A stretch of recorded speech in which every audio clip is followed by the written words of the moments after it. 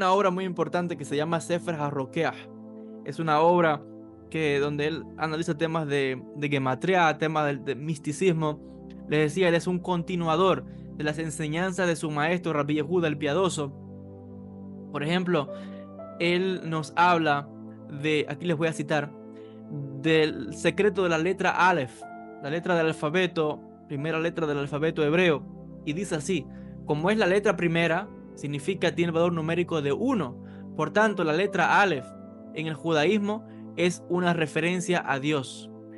Cuando hablamos de la Aleph, significa la unidad, lo que es indivisible. Hace referencia al Ein Sof, al Creador.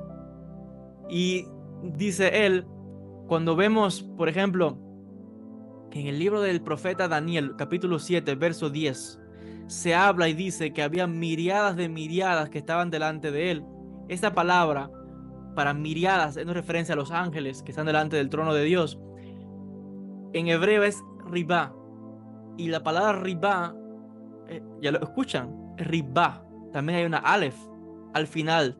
Y dice, esto nos enseña que Dios está al principio, pero también está al final. Dios es infinito. No nos vamos a encontrar, la divinidad está presente en todo aspecto de la historia. Está al principio de nuestras vidas, pero Dios también está contigo al final de tu vida, en todo momento. Y esta es una característica importante del movimiento de los piadosos, de los Hasidei Ashkenaz. Ellos entienden y dicen, Dios está tan cerca de ti, más cerca incluso que tu propia alma. No se aparta de ti ni un instante. El Creador, pensando tú que está en otro sitio, que está en un lugar lejano, dice, no, Dios está en todo y en todas las cosas. Esto causó un poco de revuelo en otras comunidades judías, porque este tipo de pensamiento, si no se entiende, puede dar lugar a lo que se conoce como el panteísmo, de entender de que dicen, no, Dios está en todas las cosas, entonces está también en la naturaleza, en las piedras, en los árboles, en los animales. Y ahí la persona que practica idolatría puede decir, bueno, si Dios está en todas las cosas, está en las piedras, entonces, o en los árboles, pues entonces Dios es esta estatua de piedra, o es este árbol que decimos que es sagrado, o es aquello.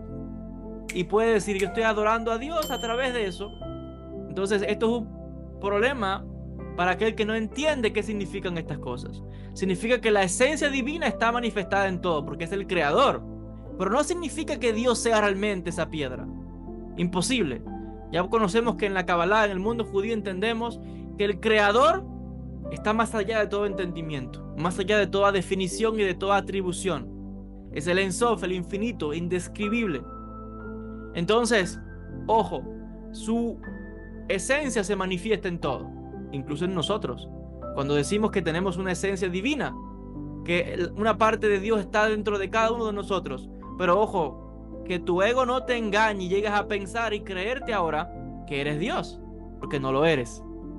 La esencia divina se manifiesta en ti, sí, pero no eres Dios. No lo podemos todo. También nos enfermamos, también pasamos tribulaciones, también tenemos carencias, también tenemos enfermedades, también tenemos dificultades y también somos imperfectos. Y por eso es que estamos constantemente pasando por todas estas cosas para perfeccionarnos, para llegar a ese nivel de profundidad del pensamiento, de entendimiento y ver cómo funciona la realidad detrás de la materia, detrás de lo aparente. Algo que les decía, no todo el mundo está a ese nivel, porque está la persona que va a definirte todo como bueno y malo. Si algo digamos que a X persona le parece bien, digo, bueno, es bueno. Bueno, ¿por qué? Porque me benefició, no sé, obtuve placer de eso. Pero si a alguien le pasa algo malo, si hay una enfermedad, se cae, se parte un pie, un brazo, dice, ay, qué malo. ¿Y por qué, Dios mío?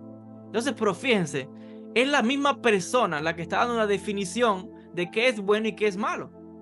Y es la misma persona la que está atribuyendo cada uno de sus actos a Dios. Es uno mismo el que dice, es Dios este y es Dios lo otro.